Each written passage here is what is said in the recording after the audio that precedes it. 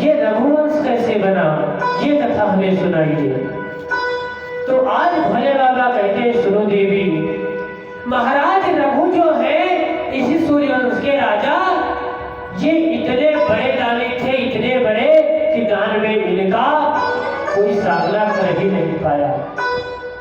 माना कि राजा हरिश्चंद्र बड़े दानी थे, इन्हीं के वंश के थे, लेकिन उनके नाम से भी ये वंश नहीं चला। वंश चला तो रघुवंश के नाम से।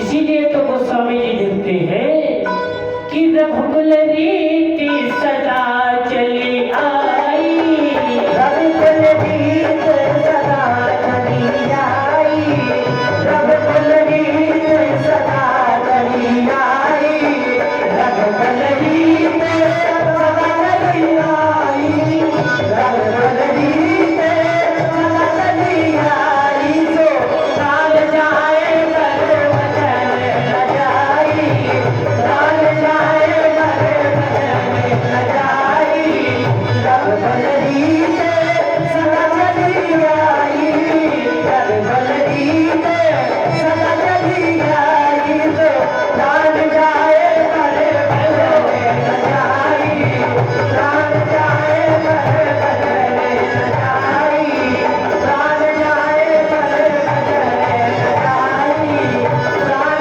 जाए पर वचन न जाई।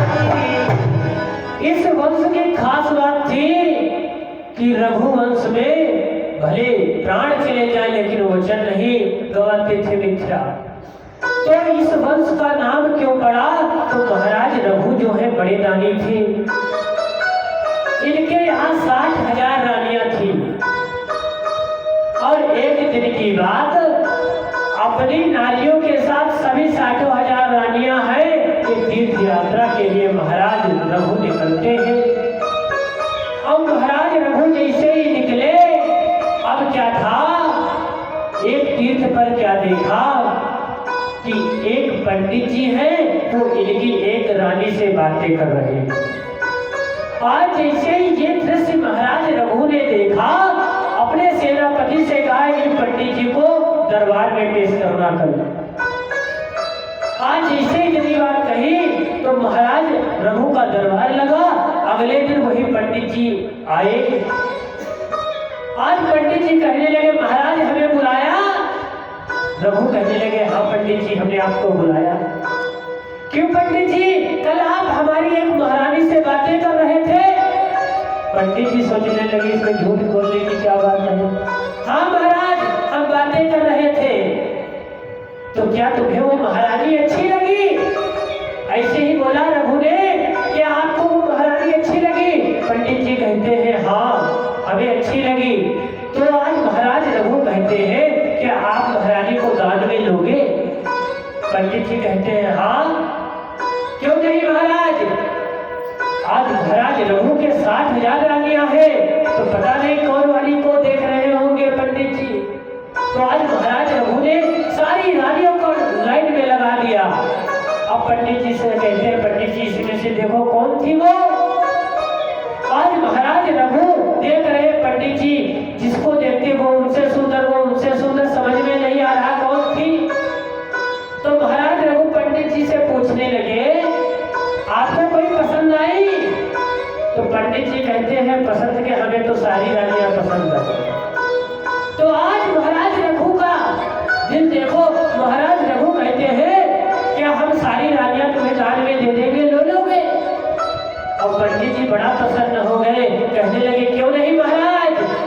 आज 60 के 60,000 रानियां महाराज रघु ने दे दिया है दान में। अब जैसे दान में दिया, और क्या है, महाराज रघु से पंडित जी कहने लगे। पंडित जी कहते हैं आपने इतनी नारियों को दिया है, रानियों को, मैं इनको खिलाऊंगा क्या? जब इतनी रानी जब दे ही चुके हो महाराज, तो राज करके आप क्या करोगे? अब राजपाट भी हमें दे दो। देखो धन्य है मांगने वाले और धन्य है दान देने वाले। आज महाराज रघु ने तनिक विचार नहीं किया, आज पूरा राज्य संकल्प के द्वारा पंडित जी को दे दिया। महाराज रघु ने सर्व दक्षिण दान किया है। सर्व दक्षिण दान का मतलब तन पर पहने कपड़े के अलावा सब कुछ दान कर दिया और स्वयं भजन करते करते राज्य से बाहर निकल गए। कहते अब हमारा यहाँ कौन है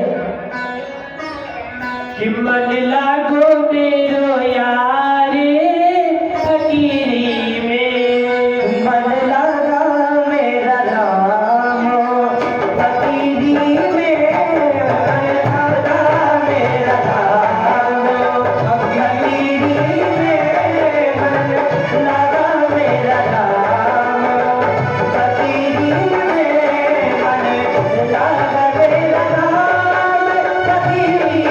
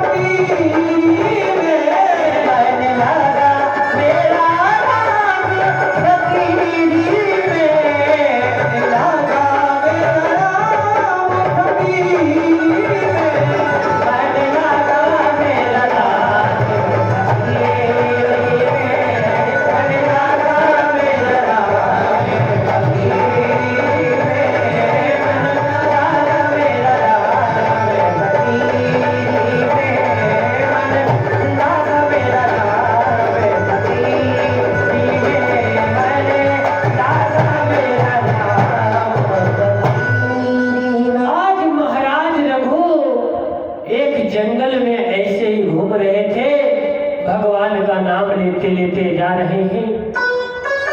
सारा राज चला गया, सारी रानियां चली गई धर्म के लिए। आज जैसे ही एक जंगल में पहुंचे हैं और इनके कानों में आवाज आई, अरे बचाओ बचाओ बचाओ। ऐसी जैसे इनके कानों में आवाज पड़ी महाराज रघु के, तो पास गए हैं तो एक कुआं था, उसी कुएं से ये आवाज आ रही है। और कुएं में झांक करके देखा तो कुएं में एक शेर है। शेर कहता है महाराज हमें बचा लो। आज महाराज रघु के दिल में दया आ गई। कहते हैं ना, जिसके दिल में दया का खजाना ना हो, राम का नाम लेने से क्या फायदा। और दान में हाथ आगे बढ़ाया नहीं, खाली माला घुमाने से क्या फायदा। आज महाराज रघु के दिल में दया आई तो महाराज रघु कहते हैं, अरे हम आपको निकाल तो लेंगे लेकिन आप तो हमें खा जाओगे। शेर कहने लगा, महाराज भला आप हमें जान बचाओगे तो हम आपको क्यों खाएंगे। तो आज महाराज रघु ने शेर को निकाल लिया, शेर अपने रास्ते चला गया और महाराज रघु थोड़ी देर पास में आराम करने लगे। आराम कर ही रही थे और फिर से उसी कुएं से फिर आवाज आई, बचाओ बचाओ। आज जैसे ही आवाज आई उसमें क्या देखा कि एक सर्प है उसी कुएं में। सर्प कहता है महाराज शेर को आपने बचा लिया, हमें भी निकाल लो। महाराज रघु कहने लगे क्यों नहीं, हम निकाल तो लेंगे आप, लेकिन हमको डसोगे तो नहीं। आज सर्प कहने लगा महाराज आप हमारी जान बचाओगे, मैं क्यों डसूंगा। तो आज सर्प को भी निकाला, सर्प भी अपने रास्ते चला गया। इसके बाद बैठे थे, तुरंत फिर आवाज आई बचाओ बचाओ। फिर झांक के देखा तो एक सोने चांदी के व्यापारी है, वो अंदर से कह रहे हैं बचाओ महाराज, आपने जानवर को बचा लिया, हम तो ठहरे इंसान, हमें भी निकाल लो।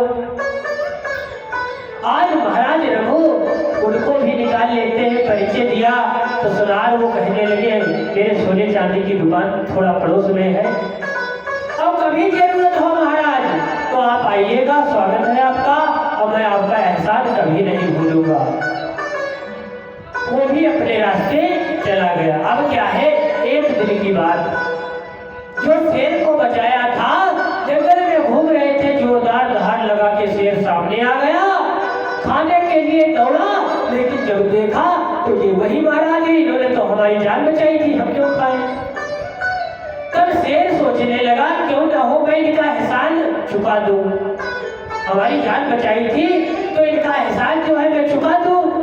तो आज शेर क्या कहता है, उसके पास एक हीरे जड़ित माला थी और उसी माला को दे देता है महाराज को, कहता है ये आप ले लीजिए, हमारी तरफ से भेज। अब क्या है, महाराज रघु कहते हैं हम इसका क्या करेंगे भला। लेकिन आज महाराज रघु से कहने लगा शेर, अरे महाराज इसको बना लेना, कुछ पैसे मिलेंगे। महाराज रघु भी सोचने लगे अरे पैसे होंगे तो दान पुण्य कर लेंगे, चलो ठीक है। माला ले लिया, शेर अपने रास्ते चला गया। अब ये माला लिए है, सोच रहे हैं इसको कहाँ पर भजाए। तब तक विचार आया, अरे वही सुनार भाई साहब ने कहा था कभी जरूरत हो हमारी दुकान आना। आज देखिए वो महाराज रघु आज सुनार भाई की दुकान पर पहुंचे हैं और वो माला जैसे ही दिखाया, कहा इसके बदले कुछ पैसे दे दीजिए। ये माला कोई साधारण नहीं था। जिस राज्य में महाराज रघु पहुंचे हैं, इस राज्य का राजा जो था उसके बड़े बेटे को शेर ने खा लिया था, उसी शेर ने, और उसी के गले में ये माला पड़ी थी।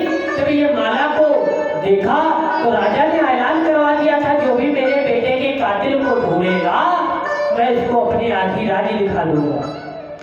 तो सुनार के मन में थोड़ा कपट आ गया, सोचने लगा सुनार अगर मैं इस माला को महाराज को दे दूंगा तो आधी रानी मिलेगी और इनको क्या बचा करके क्या फायदा। एहसान गया अलग, आज एहसान भूल गया। कहते हैं ना कभी जानवर आपके साथ गद्दारी नहीं करता, गद्दारी करेगा तो इंसान करेगा और ऊपर से कोई खास अपना होगा वही करेगा। तो आज उसके अंदर कपट आ गया और वो महाराज से कहता है रघु महाराज आप बैठो यहाँ, अभी आ रहे हैं। वो माला लेकर के आज राजा के दरबार पहुंच गया, कहने लगा मैंने आपके बेटे को कातिल को मैंने पकड़ के दुकान में बंद कर रखा है, आप जल्दी बजवा करके पकड़ लो। राजा कहने लगा क्या सबूत है वो कातिल है। और वही बड़ी वाला माला हीरे का जैसे ही दिखाया, कहने लगा हाँ ये मेरे बेटे का ही है। आज राजा रघु को पकड़वा लेते हैं, महाराज रघु रोने लगे। आज राजा ने सजा बोल दी महाराज रघु को, कल ठीक 12 बजे दिन में इनकी फांसी होगी। आज महाराज रघु रो रहे हैं, जोर जोर से विलाप करते सोचते हैं भगवान हमने ऐसा क्या पाप कर दिया, जिंदगी भर दान पुण्य किया लेकिन मेरी मृत्यु होगी। वैसे तो मैं मृत्यु से बिल्कुल नहीं डरता हूँ, बिल्कुल भयभीत नहीं हूँ, लेकिन मौत भी भांति भांति की होती है। अरे बताओ मेरी मौत होगी वो भी फांसी, और लिखा है फांसी लगाने वाला जहर खाने वाला जिनकी अकाल मृत्यु होती है इनको मुक्ति नहीं जल्दी मिलती है। तो आज महाराज रघु जेल में बैठे रो रहे थे, आधी रात का समय है, और जैसे ही रोए इतने में वो जिस सर्प की जान बचाई थी वो सर्प दौड़ता हुआ आया महाराज के पास जेल में। अब वो सर्प कहने लगा कि महाराज आपको फांसी नहीं होगी, अभी आपका एहसान हमारे ऊपर है। तो आज महाराज रघु कहते हैं अरे तुम क्या कर लोगे, भला अब राजा का आदेश है, कोई नहीं बचा पाएगा हमें। आज महाराज रघु से कहने लगा सर्प महाराज आपने इंसान पर तो भरोसा करके देख लिया, एक बार हमारे पर करके देखो। आज महाराज रघु कहने लगे उसके लिए करना क्या होगा। सर्प कहता है अभी राजा का एक बेटा और है, मैं जाकर के उसको डस लूंगा, वो मर जाएगा, सब रोने में व्यस्त हो जाएंगे, तुमको फांसी कौन देगा। और जब उसके सर्प के कांटे से वो गिर जाए, बेहोश हो जाए, तो आप जोर जोर से कहने लगना कि मैं सर्प के कांटे को जीवित कर लेता हूँ। जैसे ये बोलोगे और मैं आऊंगा, अपना काम करके चला जाऊंगा। आज महाराज रघु कहते हैं चलो ठीक है भैया। अब सर्प जाता है, राजा के दूसरे बेटे को डस लेता है, वो धड़ाम से गिर गया। अब क्या है, इधर सुबह फांसी होने वाली थी, दोपहर को सुबह महाराज जोर जोर से रघु कहने लगे मैं तो सांप के कांटे को जीवित कर लेता हूँ। और धीरे धीरे ये बात किसी ने महारानी को बता दिया। और माँ की ममता तो आप लोग जानते ही हो। मैंने सोचा अरे कातिल भी है मेरे बेटे का, उसको बुला के लाओ, हो सकता है ठीक कर दे। अब महाराज रघु कहते हैं मैं अवश्य ठीक करूंगा, लेकिन मेरी विद्या अकेले में काम आती है। जेल के अंदर बंद करवा दिया और कमरे से सबको बाहर निकाल दिया। अब होता क्या है, अब हुआ ये कि वही सर्प आता है और राजा के बेटे था उसके सर्प का विष खींच लेता है, और विष खींचा, राजा का पुत्र जिंदा हो गया, और वो जो सर्प था वो फटक करके मर गया। सर्प की एक खास बात होती है, अगर अपना भी सर्प पाल गए तो वो भी मर जाएगा। सर्प जानता था मैं मर जाऊंगा, लेकिन मरते मरते राजा रघु का एहसान चुका गया। महाराज रघु कहने लगे कि अरे सर्प तू धन्य है, तू जानवर होकर भी मेरे से बड़ा दानी है, तेरे अंदर त्याग है, बताओ मेरे खातिर तूने अपने प्राण की बाजी लगा दी। एक मैं हूँ, कितना भागा हूँ, मेरे लिए किसी की जान जा रही। महाराज रघु बड़ा परेशान है। इधर राजा को पता चला उनका बेटा जिंदा हो गया है। अब क्या है, राजा खुश हो गए, कहते हैं जाओ तुमने मेरे पुत्र को जिंदा किया है, मैं तुम्हारी फांसी को माफ करता हूँ, लेकिन मेरी नजरों से दूर चले जाओ। महाराज रघु जा रहे हैं बाहर, उनकी फांसी माफ हो गई। और जैसे ही जाते हैं आगे क्या देखा, वही पंडित जी पुराने वाले फिर मिल गए। अब जो वही पंडित जी मिले, तो महाराज रघु ने देखा अरे ये पंडित जी यहाँ क्या कर रहे हैं, तो प्रणाम किया, पंडित जी ने आशीर्वाद दिया। अब महाराज रघु कहते हैं अब आपको क्या चाहिए मेरे से, अब क्या आप मुझसे जान लोगे मेरी। पंडित जी कहते हैं हाँ दे दोगे तो लूंगा तो नहीं। आज महाराज रघु सर झुका देते हैं और कहते हैं लो महाराज, लो पंडित जी गर्दन काट दो हमारी। और जैसे ही सर नीचे को झुकाया और ऊपर भगवान चतुर्भुजी रूप में नारायण प्रकट हो गए। बोले भगवान नारायण की। आज भगवान प्रकट हो गए चतुर्भुजी मूर्ति में। आज महाराज रघु ने देखा हे प्रभु ये क्या, तो भगवान हरि नारायण कहने लगे अरे हम तो तुम्हारे कुल की परीक्षा लेना चाहते थे कि तुम्हारे कुल में आगे चल के हम जन्म लेने वाले हैं, तो देखें इस कुल में त्याग तपस्या है कि नहीं। और जाओ तुम्हारी सारी रानियां सुरक्षित है और तुम्हारा राज्य भी सुरक्षित है, अब आप राज्य करोगे। तो तभी से महाराज रघु से कहा आज के बाद तुम्हारा कुल जो है रघुकुल के नाम से जाना जाएगा। वही कथा आज भोलेनाथ माता पार्वती जी को सुना रहे हैं।